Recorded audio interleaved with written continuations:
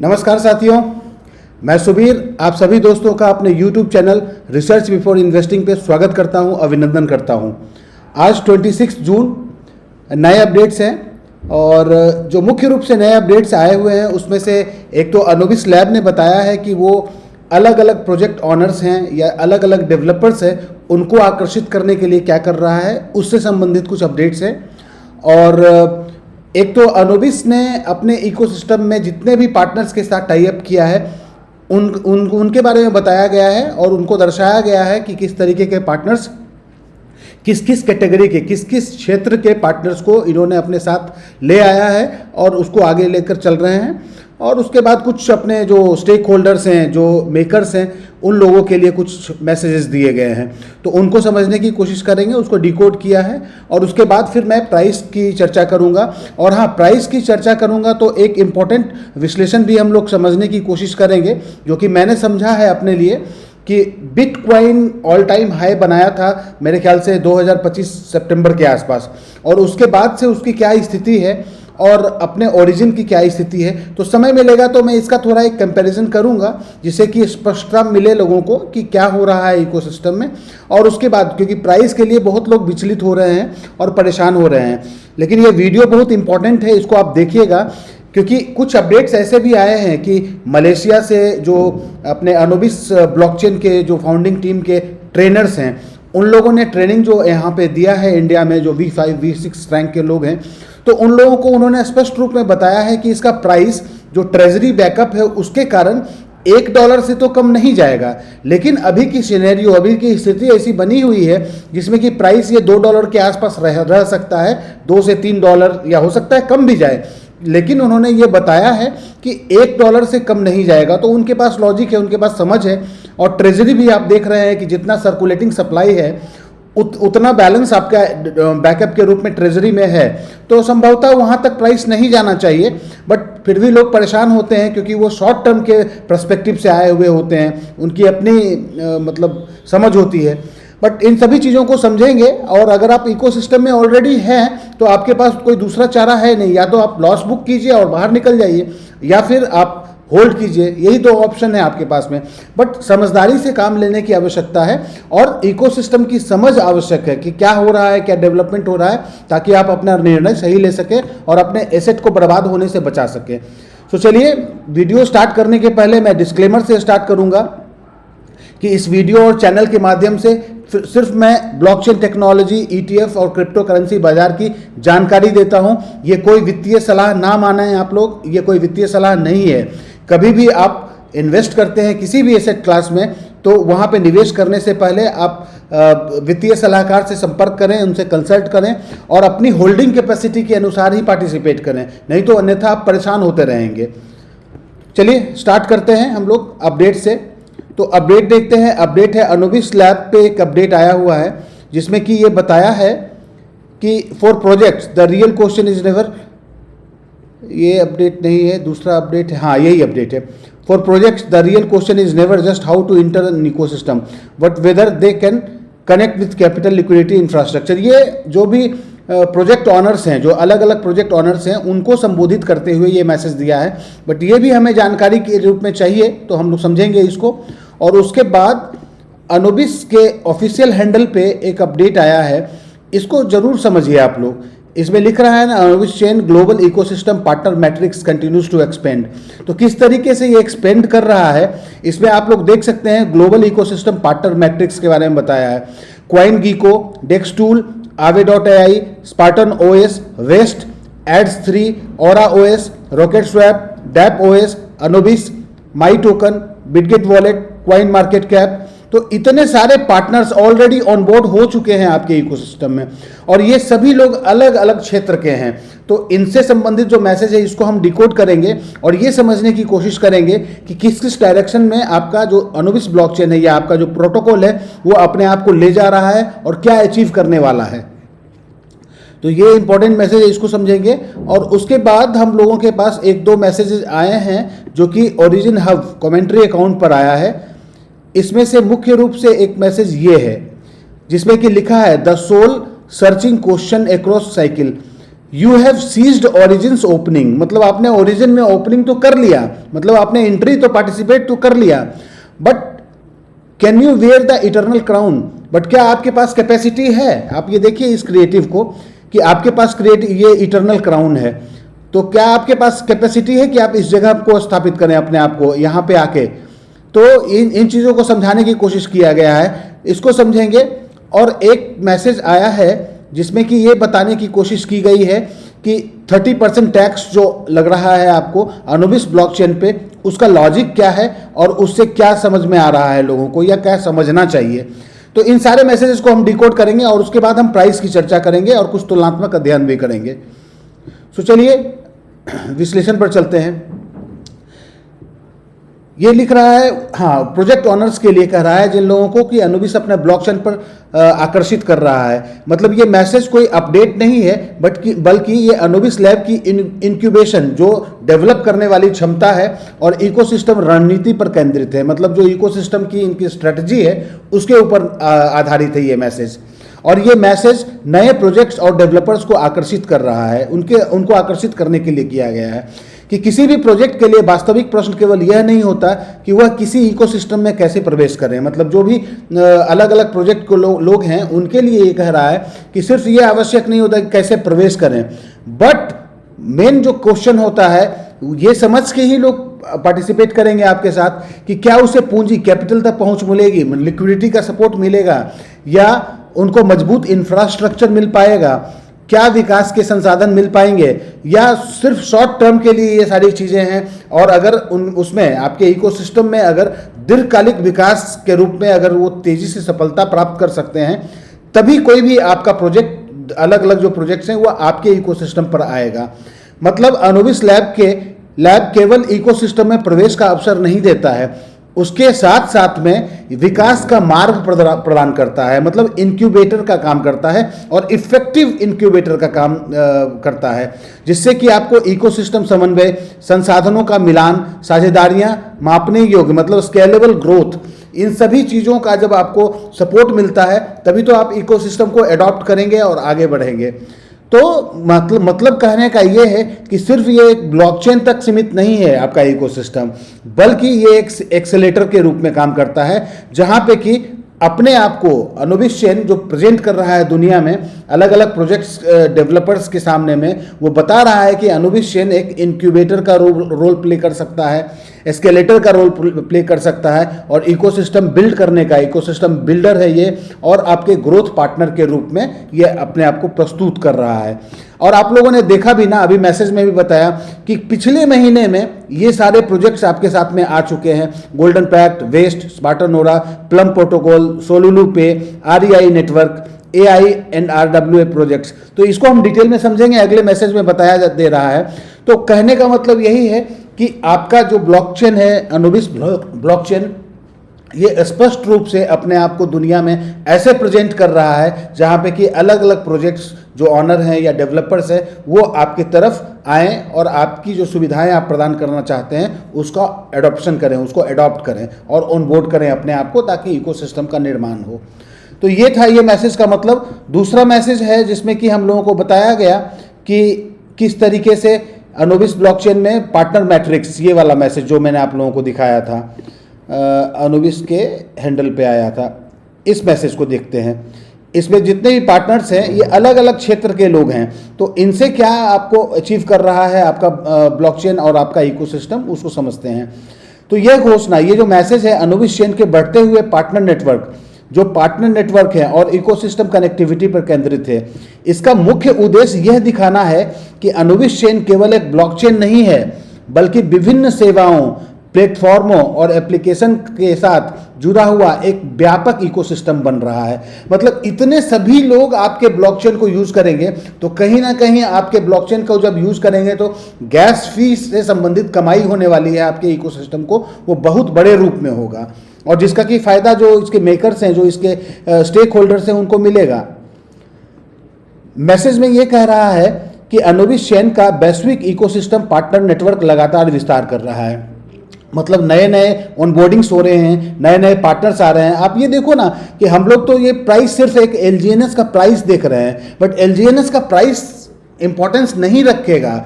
इसलिए नहीं रखेगा क्योंकि लोग तो, ज़्यादातर लोग तो ये सोच के आए कि एलजीएनएस के प्राइस से वो बहुत बड़ा धन इकट्ठा कर लेंगे, बट धन इकट्ठा करने का माध्यम एलजीएनएस नहीं है। एलजीएनएस आपको इस इकोसिस्टम में प्रवेश करने का एक माध्यम है। इस चीज़ को क्लियरली समझिए।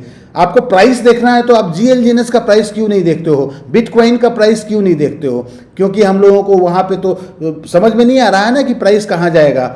लेकिन एलजीएनएस इसलिए क्योंकि एलजीएनएस आपको यील्ड देता है, तो इसलिए आप लोग समझते हैं कि एलजीएनएस से बहुत ज़्यादा धन इकट्ठा कर लेंगे, बट ऐसी चीज़ें होती नहीं हैं। आप ये देखो कि इतने सारे partners, CoinMarketCap, CoinGecko, DEXTools, Bitget wallet, my token, Aave.ai, डेप OS, RocketSwap, Aura OS, एड्स3, स्पार्टन ओएस, वेस्ट और नए नए बहुत सारे प्रोजेक्ट्स आ गए हैं। तो ये लोग क्या, ये सारे लोगों की मानसिकता क्या है? और आपकी मानसिकता, आपकी समझ या हमारी समझ से ज़्यादा समझ होगी इनकी, तभी तो ये एक प्लेटफॉर्म के ऑनर हैं। तो ये जब आपके साथ में कोलैबोरेट कर रहे हैं, तो हम और आप कौन होते हैं इस बात को पूछने के लिए कि हमारा इकोसिस्टम किस दिशा में जा रहा है? या अगर हम पूछ भी रहे हैं तो क्या हमारी समझ क्या कह रही है? हमारी समझ भी तो इतनी होनी चाहिए कम से कम जितनी इन लोगों की है।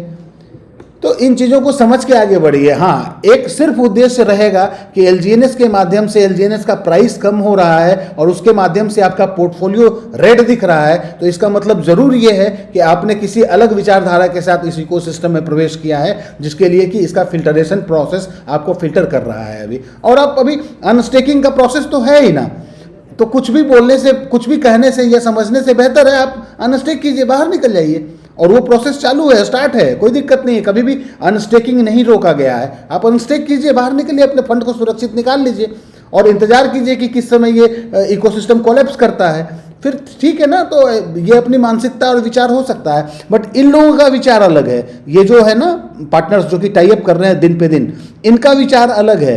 ये एग्जिट नहीं कर रहे हैं, ये पार्टिसिपेट कर रहे हैं। तो इन चीज़ों को समझ के आप आगे बढ़िए।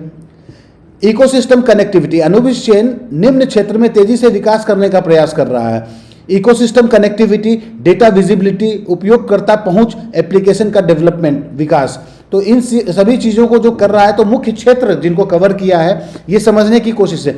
आपका इकोसिस्टम किन किन क्षेत्रों में काम कर रहा है, तो डेटा एवं मार्केट प्लेटफॉर्म के साथ क्या टाई अप है भाई? इसमें coin market cap, CoinGecko, डेक्स टूल, माई टोकन्स, इन सब के जो एग्जिस्टिंग यूजर्स हैं ना, वो आपके 25 लाख यूजर से ज़्यादा हैं ऑल टुगेदर। तो वो लोग आपके साथ आ रहे हैं। वॉलेट में क्या है, तो बिटगेट वॉलेट और Aave.ai पे आप वॉलेट के रूप में यूज करते हैं। डेक्स एवं इंफ्रास्ट्रक्चर क्या है, रॉकेट स्वैप, डेप ओएस के साथ में ये किया गया है। एआई एप्लीकेशंस में क्या काम कर रहा है, तो ओरा ओएस, स्पार्टन ओएस, एड्स3, ये सारे एआई एप्लीकेशंस हैं। इकोसिस्टम प्रोजेक्ट में एक वेस्ट आ गया है आप लोगों के साथ। तो इस तरीके के जो इकोसिस्टम आपके साथ पार्टिसिपेट कर रहे हैं, उसका महत्व क्या है? उसका महत्व तो यही है ना, जितने अधिक प्लेटफॉर्म और सेवाएं जुड़ती हैं उतनी अधिक उपयोगिता बन सकती है। और जब उपयोगिता बनेगी तो कहीं ना कहीं व्यवहार बढ़ेगा, मतलब ट्रांजेक्शन्स बढ़ेंगे, जिससे कि आपका रेवेन्यू जनरेशन मॉडल पे आ रहा है। ये इकोसिस्टम रेवेन्यू जनरेट करेगा। और कोई भी ब्लॉकचेन, आज तक आपने देखा है ना कितने सारे ब्लॉकचेन है, बीएनबी ब्लॉकचेन है, सोलाना का ब्लॉकचेन है, आप अपना ट्रोन के ब्लॉकचेन्स हैं, पॉलीगॉन के ब्लॉकचेन्स हैं। तो हर एक ब्लॉकचेन पे कितने सारे प्रोजेक्ट्स हैं।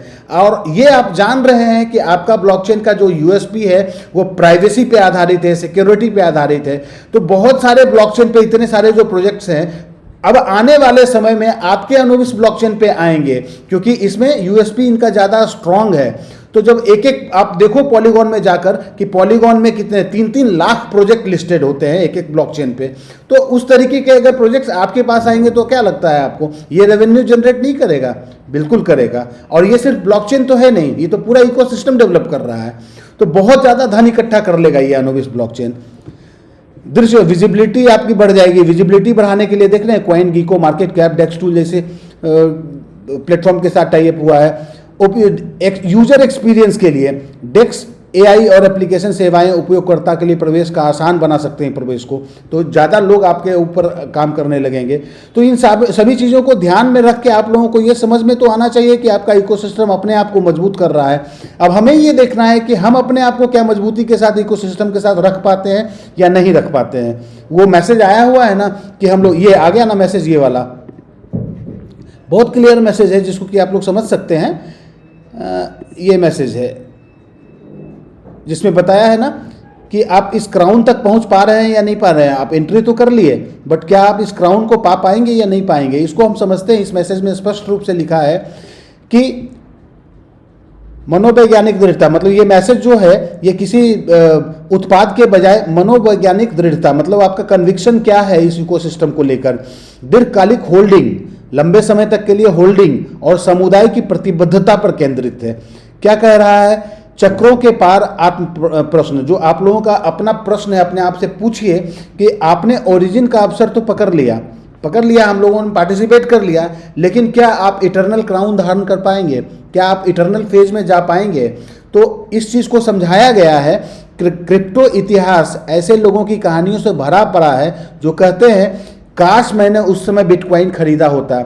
और सही बात है ना कि बिटकॉइन जिस समय आया था उस समय अभी के लोग तो पार्टिसिपेट कर नहीं पाए थे, और जिन लोगों ने पार्टिसिपेट किया होगा उनकी क्या स्थिति है अभी, तब जबकि बिटकॉइन अपने ऑल टाइम हाई से 50% टूटे हुए प्राइस पे है, तब भी क्या हालत होगी ये आप सब लोग जानते हैं। कोई अनभिज्ञ नहीं है इस चीज़ से। लेकिन क्या हमारी आपकी मानसिकता उस समय आज से 15 साल पहले की ऐसी थी कि हम 1 रुपया भी बिटकॉइन में लगा पाते, और लगा दिया होता तो थोड़ा सा भी ग्रोथ हुआ तो क्या हम होल्ड कर पाते, नहीं कर पाते।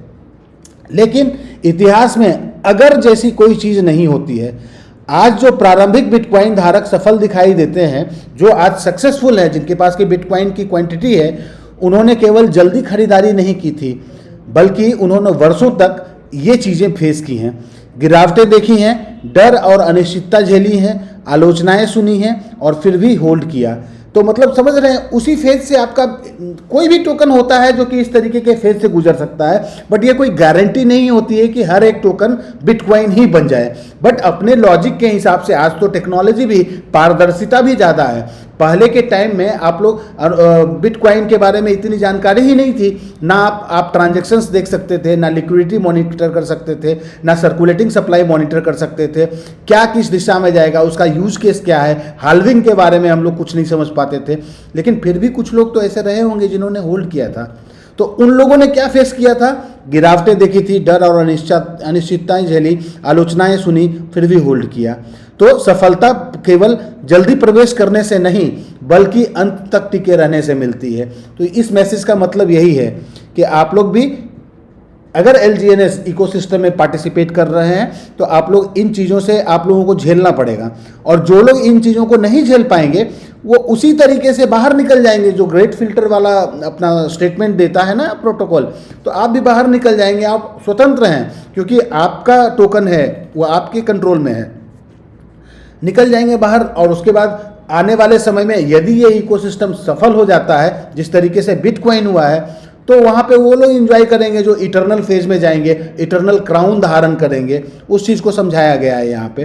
बट यहाँ पे क्या है कि शुद्धिकरण का, आप ये देखो, अपने आप से पूछने का सवाल क्या है, आपने LGNS खरीदा है, आपने स्टेकिंग की है, आपने शुरुआती अवसर पकड़ तो लिया है, लेकिन असली प्रश्न ये है कि क्या भविष्य की अस्थिरता, शोर और दबाव के बीच में टिक पाएंगे। तो जो लोग आज प्राइस पूछ रहे हैं या प्राइस को देखकर विचलित होंगे, जो कि स्वाभाविक है, मैं उनका कोई भी इस तरीके का नहीं, मैं उनका भी सम्मान करता हूं, लेकिन अगर आप टिक नहीं पाएंगे तो आप, इसका मतलब तो अपने मतलब रिस्क एपेटाइट के हिसाब से पार्टिसिपेट नहीं किया आपने बहुत कुछ इस तरीके का सोच के पार्टिसिपेट, बहुत ज़्यादा टोकन्स परचेज कर लिया और पार्टिसिपेट कर लिया जिससे आप संभावित रूप से परेशान हो रहे होंगे, तो वो आपकी गलती है। लेकिन ऐसे व्यक्ति जो कि होल्डिंग कैपेसिटी के साथ इस इकोसिस्टम में आए हैं, या बहुत सारे लोगों का आप देख रहे हैं ना कि किस तरीके से पार्टिसिपेट कर रहे हैं, 360 डेज में लिक्विडिटी प्रोवाइड कर रहे हैं बिना किसी जानकारी के, ट्रस्ट के कारण, तो वो लोग तो क्राउन होल्डर्स हैं, उनको निश्चित रूप से फ़ायदा मिलेगा। और उनकी जानकारी इस तरीके की है, समझ इस तरीके की है, इसीलिए तो वो लंबे समय के लिए इकोसिस्टम में है। और वो प्राइस नहीं पूछते हैं, प्राइस वही पूछ रहे हैं जो कि गलत सलत तरीके से या किसी ऐसे इन्फ्लुएंस में आकर इन्वेस्टमेंट कर दिया ये समझ के कि बहुत ज़्यादा लाभ हो जाएगा, तो वो परेशान हो रहे होंगे। अभी मुझे दुख है उनके लिए। शुद्धिकरण का सिद्धांत क्या कह रहा है, वोलेटिलिटी स्वाभाविक है, कमजोर धारक बाहर निकलेंगे, मजबूत विश्वास रखने वाले बने रहेंगे। तो यही चीज़ों को बताया गया है इसमें, और इन चीज़ों को समझ के आप लोग आगे बढ़ सकते हैं। इसमें एक मैसेज आया हुआ है जिसमें कि बताया गया है कि हाँ, ये जो 30% का सेल टैक्स है वो क्यों लागू किया गया है, तो इसको समझने के लिए सिर्फ आप ये समझ लीजिए कि अनुबिस ब्लॉकचेन पे प्राइस अलग है, क्योंकि वहाँ पे जो उसका तालमेल बनाया गया है लिक्विडिटी के साथ वो अलग तरीके से बनाया गया है, और जो पॉलीगॉन पे है वहाँ प्राइस अलग है।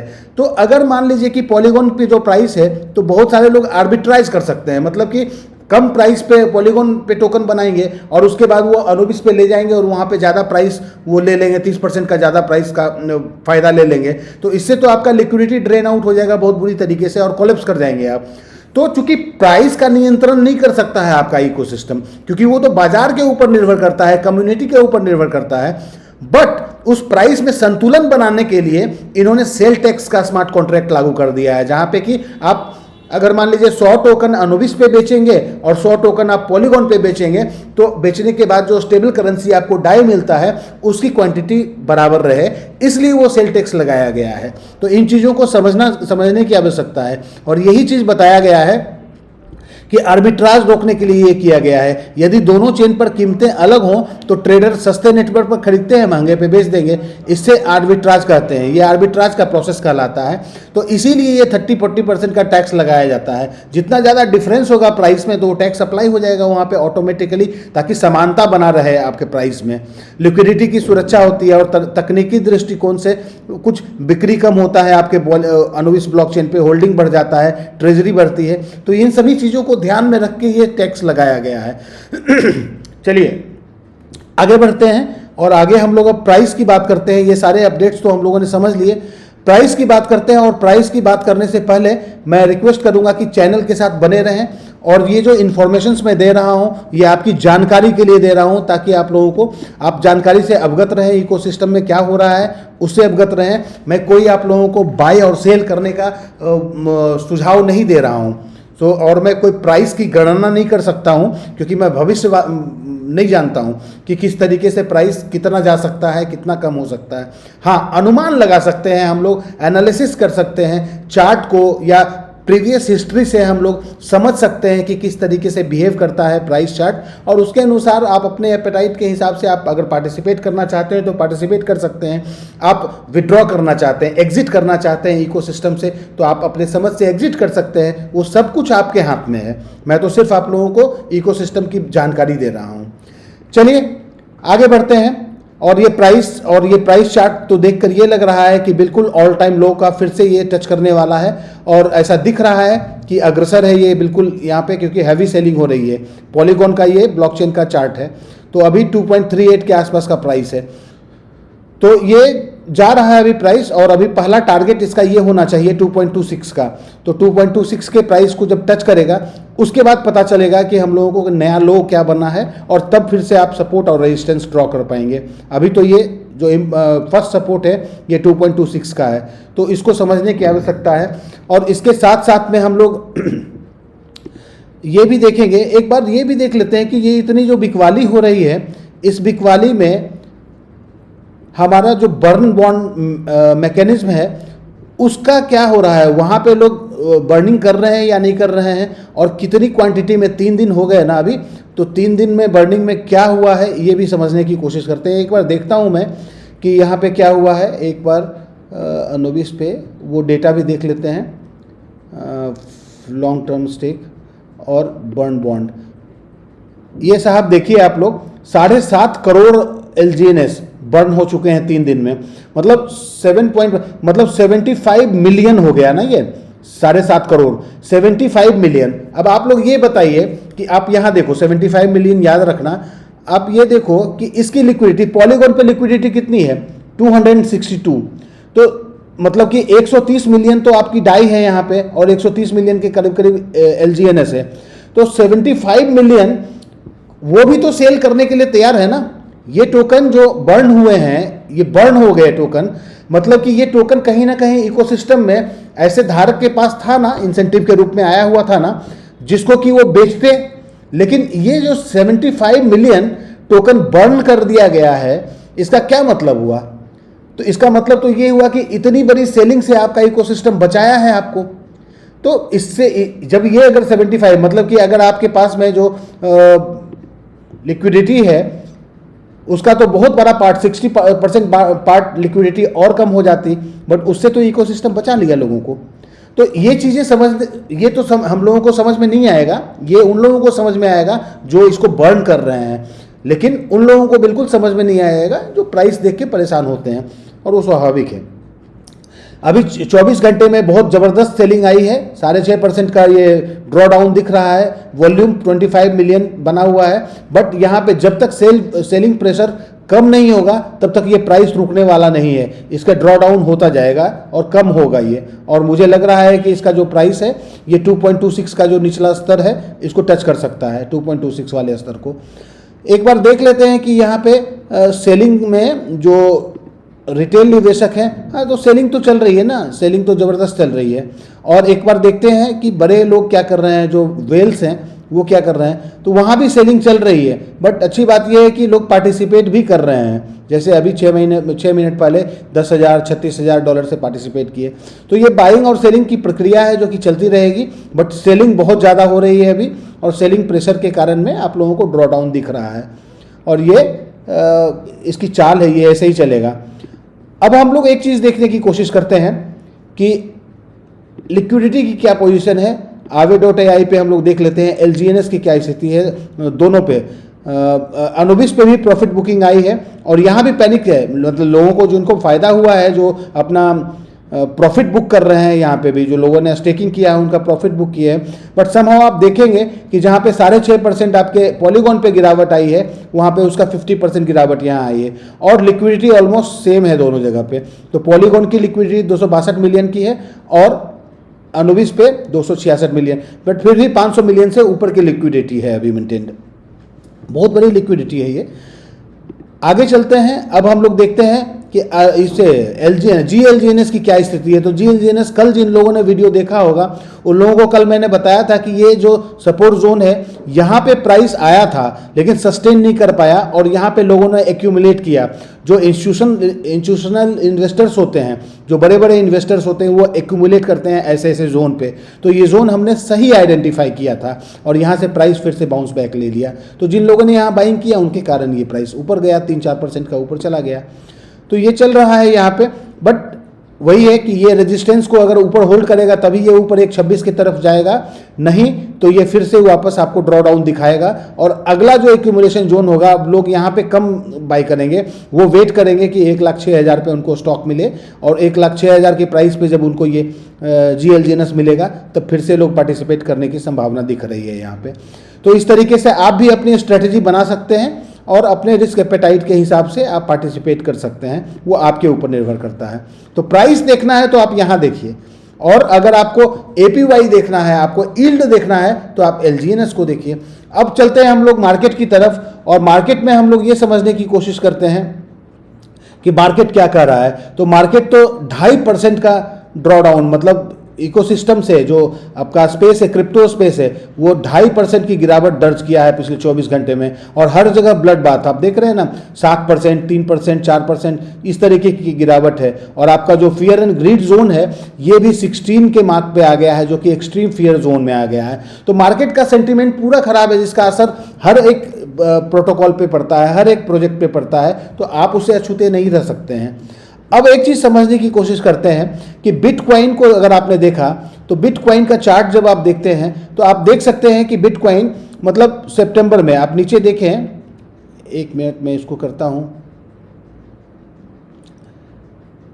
ये देखिए, इसको समझने की कोशिश करेंगे हम लोग क्या बता रहा है।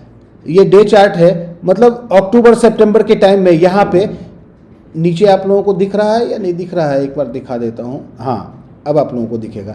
ये देखिए ऑल टाइम हाई बना था, नीचे यहाँ पे देखिएगा आप लोगों को, यहाँ पे दिखेगा अक्टूबर सितंबर का मंथ है, जहाँ पे कि 1,25,000 के आसपास ये प्राइस चला गया था। मैं कैलकुलेटर ऑन नहीं करूँगा, बट फिर भी आप ये समझिए कि यहाँ पे जिन लोगों ने पार्टिसिपेट किया होगा इस जोन में, वो तो अभी 50% का ड्रॉ डाउन उनको दिख रहा है ना साहब। यहाँ से आप देखिए ड्रॉ डाउन कितना है, मतलब 51-52% का ड्रॉ डाउन है। तो उनका किसी ने अगर 1 लाख से पार्टिसिपेट किया होगा यहाँ पे, तो वो उनका तो 50,000 रुपया कीमत हो गया होगा। बट उसको किसको कोस रहे होंगे, वो किसी को ब्लेम कर सकते हैं? वो नहीं कर सकते हैं, क्योंकि बिटकॉइन है ये। और यहाँ पे जब 50% मतलब आपका 1 लाख आज के डेट में 50,000 रुपये है, और आप यही चीज़ को अपना एनालाइज कीजिए कि आप सितंबर में, ये देखिए सितंबर के मंथ में क्या था, आपकी स्थिति क्या थी। ये यहाँ पे हम लोग 1 मिनट ऐसे देखते हैं, ये वाला पोर्शन आप सितंबर में आपका प्राइस 10, साढ़े 10, 11 डॉलर के आसपास था, और अभी प्राइस $2, सवा $2 के आसपास में है। लेकिन आपको पता है कि 9 महीने में आपका वहाँ पे कितना क्या हो गया था। अगर मान लीजिए 1000 टोकन होते आपके पास में या 100 टोकन होते आपके पास में $10 के हिसाब से, तो भी आपके पास क्या होता, आपका जो 1 लाख रुपया होता, मोटा मोटी अगर 10 का रेट मान लेते हैं और $100 का रेट मान लेते हैं, तो आपका जो 100 टोकन है वो आज के डेट में तो 450-500 टोकन हो गए होते। तब पर भी आपका ड्रॉडाउन तो आपका 1 लाख रुपया अभी भी 1,12,000 रुपया कैलकुलेट करके निकल के आ जाता है। आप ये समझ लीजिए, मैं आपको बता ही देता हूं कि कैसे आप कैलकुलेट कर सकते हैं। मान लीजिए कि $10 का रेट था आज से 9 महीने पहले LGNS का, तो 1 लाख रुपया किसी ने निवेश किया होता, तो 1 लाख में अगर डिवाइडेड बाय मैं 100 कर देता हूं, क्योंकि $100 का रेट होता है, तो मतलब $1,000 का उन्होंने परचेज किया होगा LGNS। तो 1,000 में चूंकि उस समय रेट था 10 के आसपास, तो 1,000 डिवाइडेड बाय 10 कर दिया, तो आपको कितने टोकन मिले थे, 100 टोकन मिले थे। अब वो 100 टोकन आज के समय में हम लोग जानते हैं कि आपका जो टोकन होता है, जो यील्ड मिलता है, वो 3 महीने में लगभग आपको 2 गुना हो जाता है, 6 महीने में लगभग 3 गुना हो जाता है, और 9 महीने में लगभग 5 गुना हो जाता है। तो 500 टोकन आपके हो गए होंगे। तो ये 500 टोकन मान लीजिए आप, तो 500 गुणे आप 2 का रेट भी है, अगर 500 मल्टीप्लाइड बाई 2.25 का रेट ले लेते हैं हम, इंटू 2.25 इज इक्वल टू आपका अभी 1250, मतलब आपका 1 लाख जो 1,000 जो डॉलर था वो $1250 हो गया। तो कहाँ बिटकॉइन में जो लोग पार्टिसिपेट किए होंगे वहाँ पे उनका 1 लाख रुपया 50,000 हो गया है, और उस 9 महीने में आपका 1 लाख रुपया, 1 लाख इसे मल्टीप्लाई कर दीजिए 100 से, तो 1 लाख जो रुपया है आपका वो हो गया है 1,25,000 रुपया।